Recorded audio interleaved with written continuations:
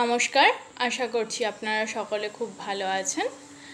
আজকের নিবেদন মোবাইলে আগমনী, কলমে সুমন বর। মাগো, তোমার আগমনের সংবাদ হয়েছে এখন মডার্ন। কেউ তো আর বলে না মুখে মা আসছে মর্তে। এখন শুধু মোবাইলে স্ট্যাটাস দেয়, শুধুমাত্র একটা শর্তে। বাঙালি পুজো বলে কথা, করা যাবে না অবহেলা। সবারই তো এখন মোবাইল গেছে রক্তের সাথে মিশে। ছিল না যখন মোবাইল লোক সমাজের হাতে, পুজোর কয়েক মাস আগেই দূর দূরান্ত থেকে একটাই শব্দ ভেসে আসতো কানে, মা আসবে মর্তে।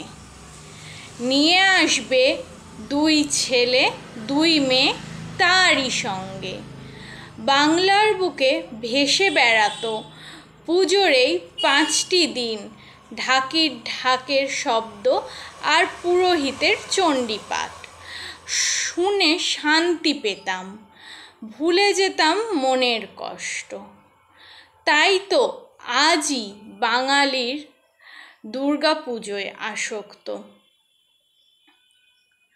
মাগো, তোমার 10টি হাতে 10টি অস্ত্র, অসুরদের করছো পরাস্ত। ওই একটি হাতের অস্ত্র দিয়েই মানুষকে মোবাইলের সাথে করে দাও না বিচ্ছেদ।